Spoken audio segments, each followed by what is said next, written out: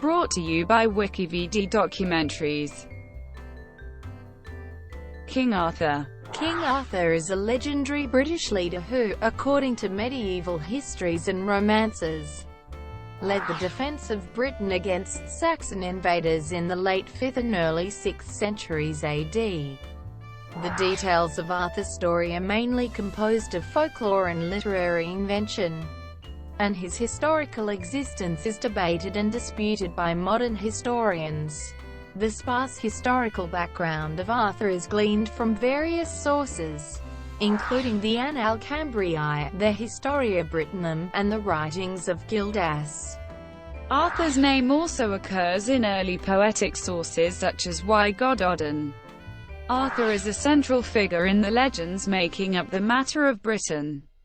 The legendary Arthur developed as a figure of international interest largely through the popularity of Geoffrey of Monmouth's fanciful and imaginative 12th century Historia Regum Britanniae.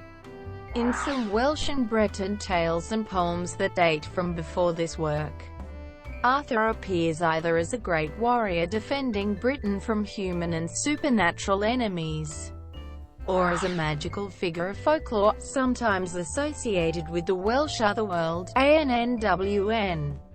How much of Geoffrey's Historia was adapted from such earlier sources, rather than invented by Geoffrey himself, is unknown, although the themes, events, and characters of the Arthurian legend varied widely from text to text, and there is no one canonical version. Geoffrey's version of events often served as the starting point for later stories. Geoffrey depicted Arthur as a king of Britain who defeated the Saxons and established an empire over Britain, Ireland, Iceland, Norway and Gaul. Many elements and incidents that are now an integral part of the Arthurian story appear in Geoffrey's Historia, including Arthur's father Uther Pendragon, the wizard Merlin, Arthur's wife Guinevere, the sword Excalibur, Arthur's conception at Tintagel, his final battle against Mordred at Camlin, and final rest in Avalon. The 12th century French writer Chrétien de Troyes, who added Lancelot and the Holy Grail to the story, began the genre of Arthurian romance that became a significant strand of medieval literature. In these French stories, the narrative focus often shifts from King Arthur himself to other characters, such as various knights of the Round Table. Arthurian literature thrived during the Middle Ages, but waned in the centuries that followed until it experienced a major resurgence in the 19th century. In the 21st century, the legend lives on, not only in literature, but also in adaptations for theatre, film, television, comics and other media. Debated historicity. The historical basis for the King Arthur legend has long been debated by scholars. One school of thought, citing entries in the Historia Brittonum and Annales Cambriae, sees Arthur as a genuine historical figure, a Romano-British leader who fought against the invading Anglo-Saxons sometime in the late 5th to early 6th century. The Historia Brittonum, a 9th century Latin historical compilation attributed in some late manuscripts to a Welsh cleric called Nennius, contains the first datable mention of King Arthur, listing 12 battles that Arthur fought. These culminate in the Battle of Badon, where he is said to have single-handedly killed 960 men. Recent studies, however, question the reliability of the Historia Brittonum, the other text that seems to support the case for Arthur's historical existence is the 10th century Annales Cambriae, which also link Arthur with the Battle of Badon.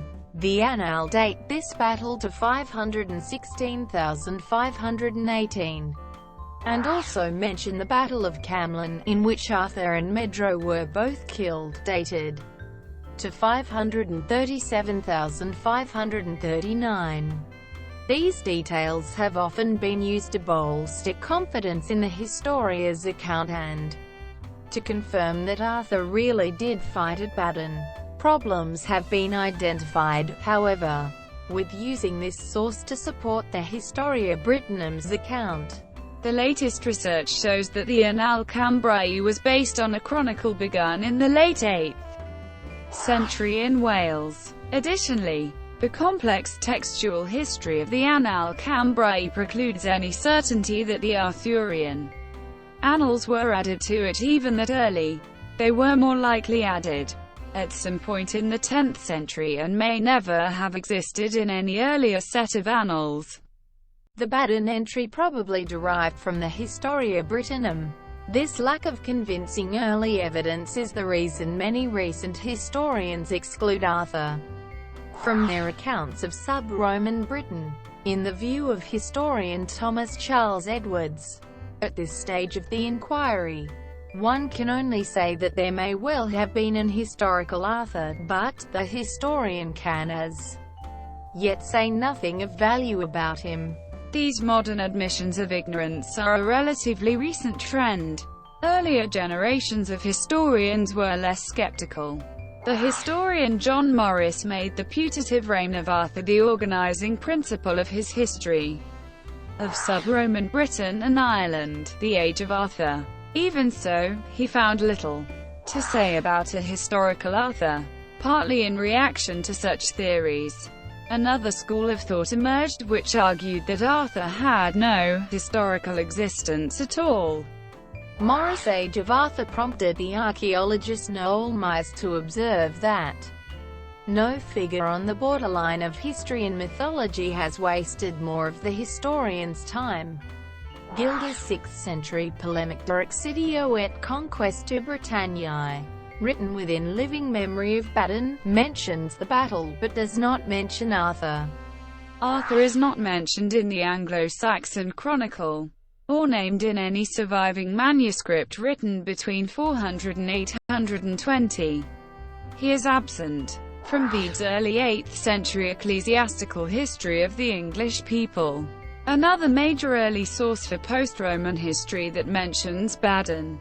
The historian David Dumville has written, "I think we can dispose of him, Arthur, quite briefly. He owes his place in our history books to a no smoke without fire school of thought. The fact of the matter is that there is no historical evidence about Arthur. We must reject him from our histories and, above all, from the titles of our books." Some scholars argue that Arthur was originally a fictional hero of folklore, or even a half-forgotten Celtic deity, who became credited with real deeds in the distant past. They cite parallels with figures such as the Kentish Hengist and Horsa, who may be totemic horse gods that later became historicized. Bede ascribed to these legendary figures a historical role in the 5th century Anglo-Saxon conquest of eastern Britain. It is not even certain that Arthur was considered a king in the early texts.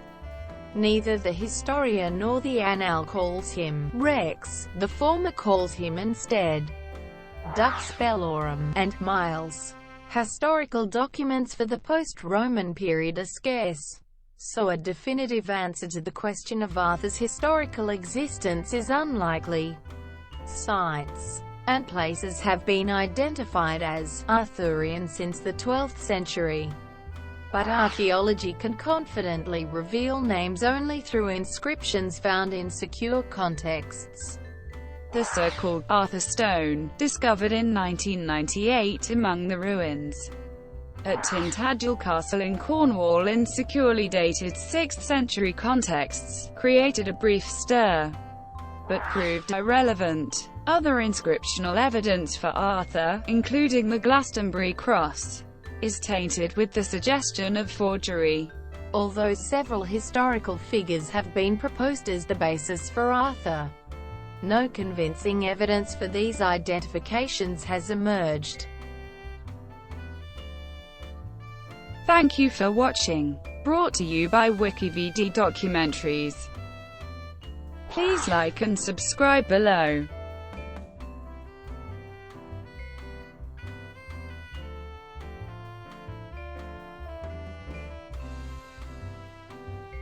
Please like and subscribe below.